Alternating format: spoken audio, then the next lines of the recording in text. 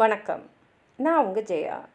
இன்றைக்கி நம்ம இந்த வீடியோவில் Richard steel as an essayist அவரை ஒரு எஸ்ஏயிஸ்ட்டாக பார்க்கலாம் வாங்க. ரிச்சர்ட் ஸ்டீல் வந்து இந்த டேட்லர்லேயும் ஸ்பெக்டேட்டர்லேயும் எழுதின எஸ்ஏஸை பார்க்கும் போதே தெரியுது அவர் எந்த அளவுக்கு வந்து இந்த எஸ்ஏன்ற அந்த ஃபார்முக்கு அவர் கான்ட்ரிபியூட் பண்ணியிருக்காருன்னு. அவரை பொறுத்த வரைக்கும் சமுதாயத்தில் ஒரு அறம் நிறைந்த வாழ்க்கை எல்லாரும் வாழணும், ஒரு ஒழுக்கமாக இருக்கணும், அதில் வந்து ஒரு அழகும் இருக்கணும், மற்றவங்கள பாதிக்காமலும் இருக்கணும். அதாவது மாரல் ரிஃபார்ம், ஆர்டர் அண்ட் டெக்கரம் அப்படின்னு சொல்லுவோம். இவரும் அடிஷனும் சேர்ந்து தான் வந்து எழுதின எஸ்ஏஸ் வந்து ஒரு எஸ்ஏன்றது இந்த லிட்ரரி ஃபார்ம்ஸில் வந்து லிட்ரேச்சரில் எவ்வளோ இம்பார்ட்டண்ட்டான ஒரு ஃபார்ம் அப்படின்றத எடுத்து சொல்கிறாங்க. ஏன்னா வந்து அவங்களுடைய எஸ்ஏஸ்லாம் பார்த்திங்கன்னா கட்டுரைகள்லாம் அந்த சமுதாயத்தோட வாழ்க்கையை அப்படியே பிரதிபலிக்கிற மாதிரி தான் இருக்கும். அந்த அவங்கள சுற்றி இருக்க மனிதர்கள், நிகழ்வுகள் எல்லாத்தையுமே பிரதிபலிக்கிற மாதிரி இருக்கும். அதனால் அவர் ஒரு சோஷியல் கிரிட்டிக்னே நம்ம சொல்லலாம்.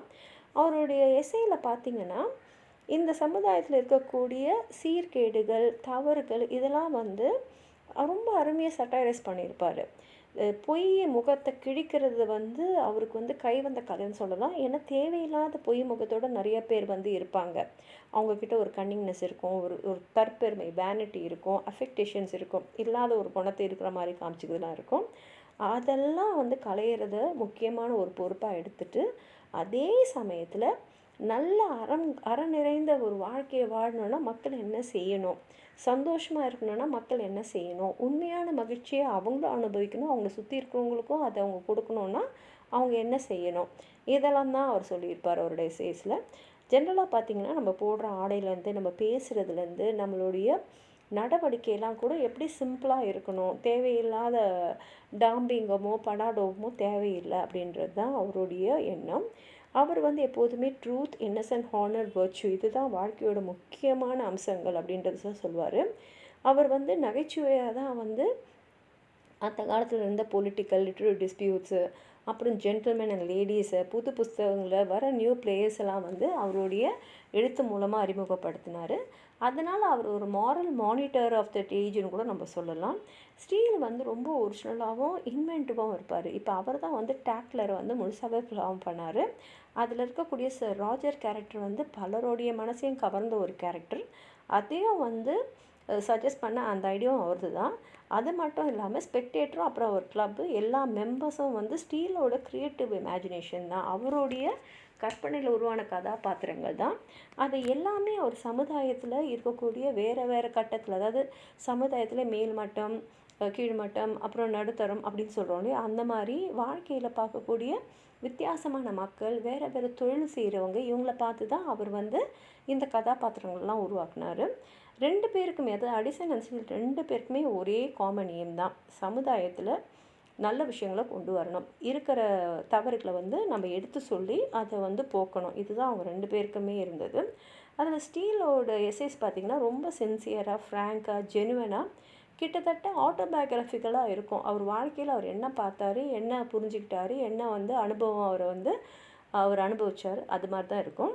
அதே சமயத்தில் பார்த்திங்கன்னா அவருடைய எழுத்துல வந்து யாரையும் வந்து குற்றம் சொல்கிற மாதிரி இல்லாமல் அவங்கள சிம்பத்தைஸ் பண்ணுற மாதிரியும், அதை கொஞ்சம் நகைச்சுவை தான் அவர் எடுத்து சொல்வார். அப்படியே வாழ்க்கையில் அவரோட வாழ்க்கை எப்படியோ அது மாதிரி தான் அவரோட ஜீனியஸும் அன்ஈக்குவலாக, ஜெனரஸாக, இம்பல்சிவாக இருக்கும். அவர் வந்து ரொம்ப பேஷனட்டாக மக்களை நிஜமாகவே ரொம்ப நேசித்தார். அதே சமயத்தில் அவர் ஒரு அனிமல் ஸ்பிரிட்டோட, அவ்வளோ உத்வேகத்தோடு அவர் வந்து அவரோட வேலையை செஞ்சதுனால அவரோட எஸ்ஏஎஸ் படிக்கும்போது நமக்கு வந்து அவ்வளோ வந்து பிடிச்சிருக்கும். அதே மாதிரி அவளை வந்து ஒரு இங்கிலீஷ் ஹியூமரிஸ்ட்னே சொல்லலாம். அவர் வந்து போப், அடிசன், அப்புறம் வந்து மற்றவங்களெல்லாம் வந்து எப்படி நகைச்சுவை மூலமாகவே வந்து நல்ல கருத்துக்களை வந்து மக்கள் கையில் எடுத்துன்னு போக முடியும், அவங்க தவறுகளை சரி செய்ய முடியும் அப்படின்றத மற்றவங்கள பார்த்துட்டு அதே தான் அவரும் கையில் ஆண்டார். அவருடைய ஹியூமர் வந்து ரொம்ப எஃபெக்டிவாக இருக்கும். ஒரு மனுஷனை வந்து புரிஞ்சுக்கிற ஒரு தன்மையோடு தான் அவர் எழுதுவார். இதில் அவர் வந்து கோல்ட்ஸ்மித்தோடய நம்ம கம்பேர் பண்ணலாம். அதே சமயத்தில் மற்றவங்கள வந்து சாடுறதோ, இல்லை ஒரு கேலிக்குள்ளேயே ஒரு பொருளாக்குறதோ, இல்லை வந்து தரக்குறைவாக நடத்துகிறதோ அவருடைய எழுத்துக்களை நம்ம கண்டிப்பாக பார்க்க முடியாது. அவருடைய எழுத்துக்கள் ரொம்ப நேச்சுரலாக, ஸ்பான்டேனியஸாக, அதாவது தேவையில்லாத வார்த்தை ஜாலங்கள்லாம் உபயோகப்படுத்தி அதன் மூலமாக வந்து ரீடர்ஸை வந்து ரீச் பண்ணாமல் ஒரு நண்பர் நம்மக்கிட்ட பேசினா எப்படி இருக்கும் அந்த மாதிரி தான் அவர் வந்து அந்த ஆத்தர் அண்ட் ரீடர் ரிலேஷன்ஷிப்பை எடுத்துன்னு போனார். அருமையான கம்யூனிகேட்டிவ் பவர் இருந்தது அவர்கிட்ட. அவரோட மொழி கூட பார்த்திங்கன்னா சாதாரண மக்களோட மொழியாக தான் இருந்தது. அதனாலே பார்த்திங்கன்னா அவரோட ஃபிலாசபிலாம் வந்து சாதாரண மக்களை வந்து எளிதில் அடைஞ்சுது. அவருடைய வார்த்தைகளை பார்த்திங்கன்னா அழகாக தேர்ந்தெடுத்து எழுதியிருப்பார். அவருடைய மொழியில் வந்து ஒரு அப்ஸ்கியூரோ ஒரு காம்ப்ளெக்ஸ் எல்லாம் பார்க்கவே முடியாது. அப்படியே ஸ்ட்ரெயிட் ஃபார்வர்டாக அவர் என்ன சொல்கிறாரோ என்ன நினைக்கிறாரோ அதை அவர் எழுதியிருப்பார். அந்த வகையில் பார்த்திங்கன்னா அவர் நம்ம டிக்கன்ஸ், தாக்கரே, லேம்ப், ஹாஸ்லெட் ஸ்டீவன்சனோட கம்பேர் பண்ணலாம். இப்போ அவரோட நண்பரான அடிசன் வந்து கரெக்டாக எலிகண்ட்டாக அவருக்கு ஒரு லாங்குவேஜில் ஒரு கமாண்ட் இருக்குன்னா, ஸ்டீல் வந்து பார்த்திங்கன்னா பேஷனாக, வார்மத்தாக, ஃபோர்ஸ்ஃபுல்லாக, சிம்பத்திட்டிக்காக அவர் எழுதுவார். அதனால் ஸ்டீல் வந்து கண்டிப்பாக இங்கிலீஷ் எஸ்ஏயில் இருக்கக்கூடிய எல்லா எஸ்ஏஎஸ்டில் வந்து தலை சிறந்தவர்னு நம்ம சொல்லலாம். அது மாத்திரம் இல்லாமல் அவருடைய எஸ்ஏஸில் வர கதாபாத்திரங்கள் பார்த்திங்கன்னா கிட்டத்தட்ட ஒரு நாவலில் வரக்கூடிய கதாபாத்திரங்கள் மாதிரி இருக்கும். அதனால் வந்து நாவலோட முன்னோடின்னு சொல்லலாம். அதே சமயத்தில் இந்த கேரக்டர்ஸ் எல்லாம் டிவைஸ் பண்ணுறது அவருக்கு கிடைச்ச ஒரு அருமையான ஒரு கிஃப்ட்டுன்னு சொல்லலாம். அது மாத்திரம் இல்லை, ரிச்சர்ட் ஸ்டீல் நமக்கு கிடைச்சது இங்கிலீஷ் லிட்ரேச்சர் படிக்கிறவங்களுக்கு ஒரு வரம் தான் சொல்லணும். உங்களுக்கு எதாவது சொல்லணும்னு நினச்சிங்கன்னா கீழே இருக்கிற கமெண்ட் பாக்ஸில் எழுதுங்க. இந்த வீடியோவை லைக் பண்ணுங்கள், உங்கள் ஃப்ரெண்ட்ஸோடு ஷேர் பண்ணுங்கள். சப்ஸ்கிரைப் பண்ணாதவங்களாம் ப்ளீஸ் சப்ஸ்கிரைப் பண்ணி சப்போர்ட் பண்ணுங்கள். நன்றி.